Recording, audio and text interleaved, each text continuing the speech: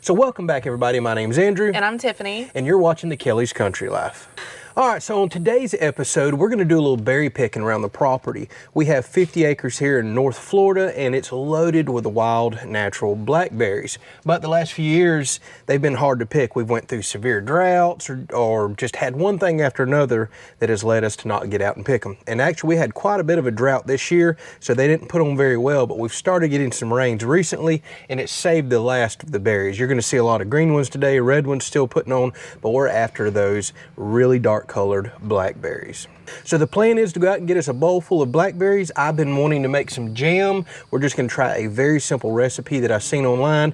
Now sadly we don't have time to make them today, but I want to go ahead and get them picked, and I guess while she's at work tomorrow, I'm going to head out and try to make up some jam, mash these up. So we'll see y'all back tomorrow in the kitchen after we go do a little picking.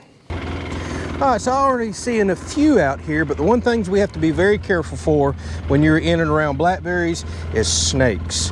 Apparently snakes really like staying right there and picking off birds that like to come down and get the berries. So a lot of those look dry. Just look for the really plump and juicy ones. So everything we're seeing here looks a bit dried out. We're looking for the big, plump and juicy ones. I see a few in there like that one right there. Yeah. Now the other thing is I'm seeing berries everywhere, and I mean absolutely everywhere out there. And look at that, babe. All those over there. Oh, They're wow. so plump and juicy. Problem is, in there. yeah. Problem is there is thorns and stickers everywhere, and it's so hard to get in there without having some snake pants on and briar pants. But man, I can see what's going on. All the berries out here have probably been picked off by the deer and other animals, and they didn't feel like going in all these briars, but I am just seeing berries everywhere up in there. I think we're going to leave those alone for today. So all of these are looking a bit dried out that I'm seeing down here. Let's go right around a little more.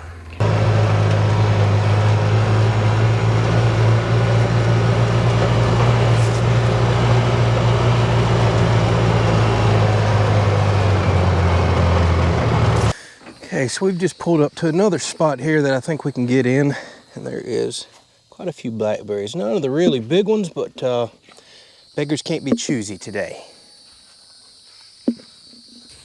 They're slim picking, aren't they? They are. We had a lot of them a while back before we went through all this heat and drought.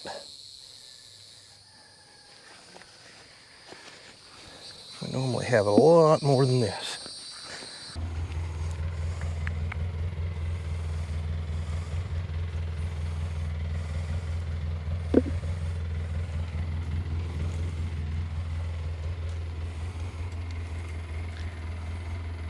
I think we're gonna have to put you in some long pants and send you out there. Yeah, there are quite a few way out there. I guess our little dog's more in the mood for riding today than he is walking. Although it's extremely hot, I understand why.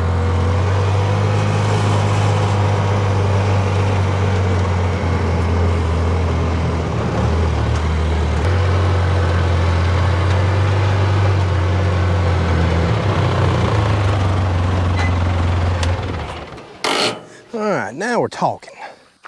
I'm seeing a lot more blackberries over here. Look at this.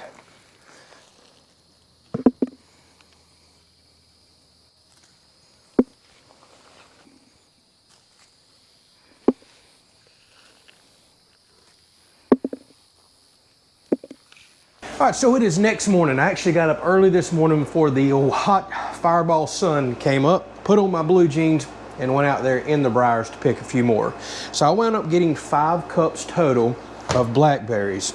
So what y'all are seeing, if you're new to the channel, this is my processing room that I built out in my shop. Got a nice big sink here for processing meats and vegetables. And all I'm gonna do is put this bowl in here, float these berries around. They're gonna have little bits on them, little leaves. They're gonna have bugs, it's just the way it is. You're gonna notice little sugar ants and other things like that will come off of them. So you wanna float them in here, move them all around, and I'm already seeing pieces floating up that will float out of the bowl. So you definitely wanna clean these thoroughly, and you wanna dispose of any berries that look bad, that are either dried out or maybe they've been bit by a bug or a bird. Anything that just doesn't look right, toss it. All right, so the next thing to do is to measure how many berries you have, because we're gonna do equal parts sugar to berries.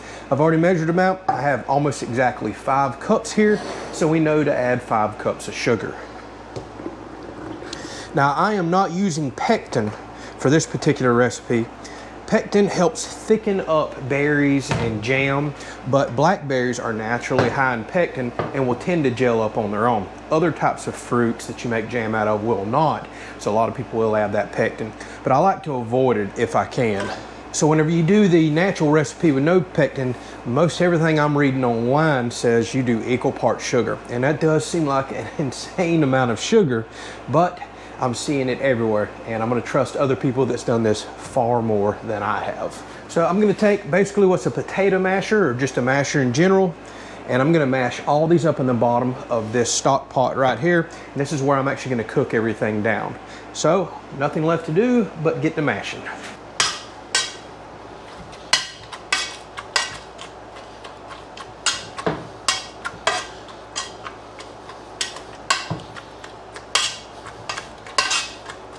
Okay, now that we have our berries nice and mashed, I'm gonna add that 5 cups of sugar to this. Now the good thing is, I don't eat jam every day. Actually, I hardly ever eat jam at all. But what I'm trying to do here is teach myself new techniques, learn new things for preservation, putting up food. That was all part of us moving out here to the country and buying a piece of property. We already put up probably close to 1,000 pounds of vegetables, fish, wild game that we harvest, everything else in freezers, and with all of our canned goods every year, and we're trying to learn more about how to put up and preserve things. Let's face it, in today's world, it's good to learn techniques like this. We just never know what the future is going to hold.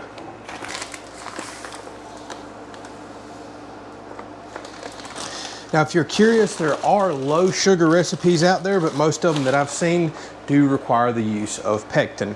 And again, I'm just not gonna eat this stuff every day. I don't do toast and jams a lot, but with us raising chickens now and gonna be having eggs, a lot more breakfast, it'd be nice to occasionally pull a jar of jam out, put it across some toast in the morning, and have it with the other things that we're producing right here on the property.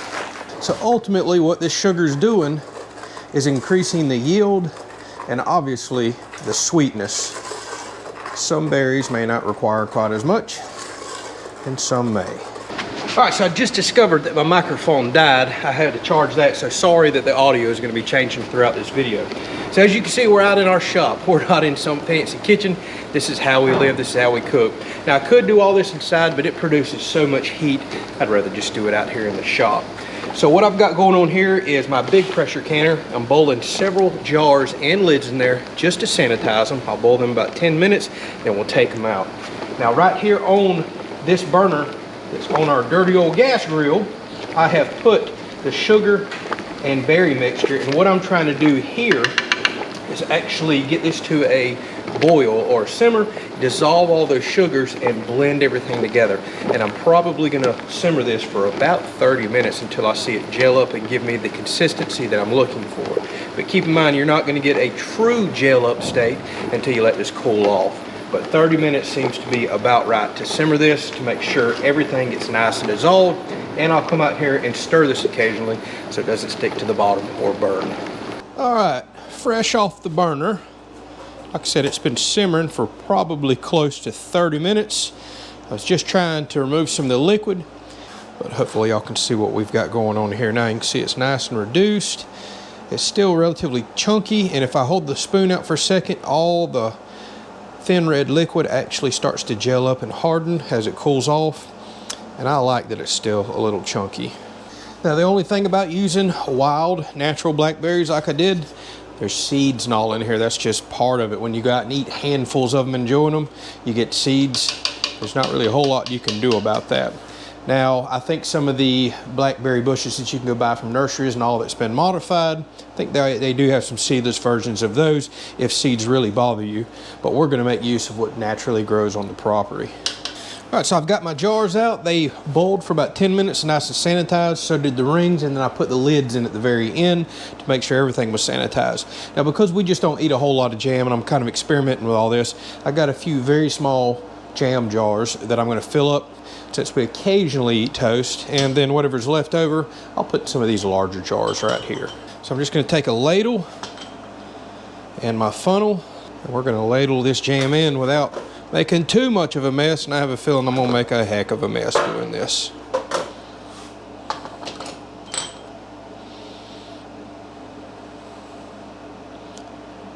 As I'm filling these up, I'm looking to leave about a 1/2 inch of headroom in there. So because we don't eat jam often, and I want to save some of these in the pantry on the shelf, I'm going to go out and water bath can these to make for sure they're nice and safe and sealed. I know a lot of people say they don't water bath can jams, but botulism is a real thing and something that is highly concerning to me. It's dangerous, so I like to go ahead and take the extra time and water bath can and seal anything that I'm going to put on the shelf. All right, so this jar that I halfway filled up, I'm going to go ahead and stick it in the refrigerator. We'll let it cool off on the counter for a little while, and I'm going to go ahead and start eating that right now. That's the thing about making jams like this. You can safely go ahead and put them in the refrigerator and eat them for quite a while. But as far as putting them on the shelf, I prefer to water bath can. Now what I'm going to do is clean all the lids, make sure we didn't get none of that sticky jam on there. That's going to mess our seal up. It's very important to get that nice and clean. I'll go ahead and put our lids on. Now all I'm going to do is put these on finger tight, because when they pull a vacuum later, they will actually seal themselves. Alright, so now what I will do is put these back in boiling water, and I will start a timer only after I see the water boil. And because we're at lower elevations, I'll boil these for roughly 10 minutes. You need to check the ball canning book or FDA resources based on where you're at. It could require a longer time for safe canning. So after 10 minutes of boiling, I'll pull these out, let them cool on the counter, and wait for these lids to pull and suck in, telling me that it's sealed and safe. All right, so I just pulled these remaining few cans out of that boiling water, and I'm already hearing lids popping and sucking in. So as these cool down right now, basically they're sterilized. You just had them in boiling water, nothing could survive on the inside, but because now we have lids on, no bacteria, no air, nothing can introduce itself to this. It's pulling the vacuum right now as the contents inside cool down. It'll suck these lids in that have a nice seal on them. You'll hear them pop, and they are safe to put on the shelf from here on out. Now I'll come back out here in about an hour. These things need time to cool down, and if I feel any lids that have not sucked in, they have some spring to them, those are still good, but you need to put them in the refrigerator and eat them up in the next month or so. I don't want to put those on the shelf because that tells me they have an improper seal, and it can allow things to enter the jar that could spoil it and harm you. So we didn't wind up getting much here, but that's okay. This is an experiment, and this is me trying this out. This is my first time making blackberry jam and making jam like this with no pectin. So I'm really curious to try this out. If it turns out tasting good and something we like, we've already got another batch of berries coming. They don't burn up in all this heat that we have, and I can repeat this process and put up several more jars. And believe it or not, just a few jars will last us all year, no more than we eat toast with jam. I'm all about learning how to preserve things, just learning in general. This is something that was exciting and new to me, and I wanted to try, and I wanted to share that with y'all. For those of y'all that's been watching the channel for a while, y'all know that I love getting my hands into anything that I can.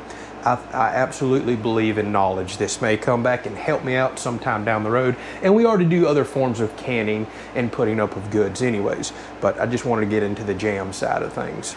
All right, so this has been chilling for a couple of hours in the refrigerator, and I just went and made me a piece of toast.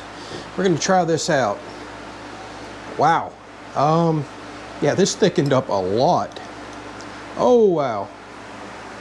So check that out. I mean, that is thick as, well, normal jelly. So you absolutely do not need to add pectin, at least to blackberries. That is extremely thick, way thicker than I was thinking. So we put a dab on this toast. Let's try this out. I'm excited. So here we are, plenty thick enough to hold on. Still blown away by how thick this is. go ahead and try this out.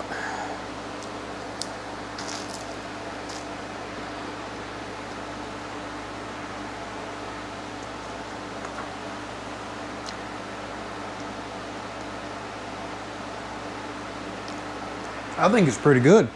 I was afraid it was going to be so sweet it'd be like candy because of all that sugar, but honestly, it's not as sweet as I was thinking, which is a good thing because I don't want something that's just ridiculous. I'm shocked it's not more sweet than it is with all that sugar. Now, the only thing worth noting, well, natural blackberries are going to have a lot of seeds in them, and I'm definitely crunching on and can taste these tiny little seeds. There's just really no way to strain those out. So if seeds are going to bother you, you'd probably have to go get some blackberries that are grown that are seedless. But again, we want to use what's on the property. Seeds themselves don't bother me. I can hardly tell the difference between a seed and the crunchy toast, but they're there. They are definitely there. All right, well, I definitely like it. I'm going to make some more. If there's more berries to pick here coming up over the next couple of weeks, I'll put up a few more jars of this. Why not? The stuff's naturally grown on the property. Yeah, you got to spend a little time preparing it and putting it up, but if you water bath can it, it's good to go on the shelf for as long as I need. And having this on a hot piece of toast in the wintertime, for example, it just sounds really good to me. Hopefully y'all enjoyed the videos. A lot more like this coming. Thank y'all so much for watching. We truly do appreciate your support. All right, so welcome back, everybody. My name's Andrew. And I'm Tiffany. And we are the Kelleys. And on to... Do I? Well, you didn't say the Kelley's Outdoors. All right. Well, you said I'm Andrew and I'm Tiffany, and then you skipped. We're going blackberry. You didn't say. Oh, okay. All right. That's why I was like, wait a minute. Did he want to do that like that? All right. Here we go. So welcome back, everybody. My name's Andrew. And I'm Tiffany. And we are the Kelleys.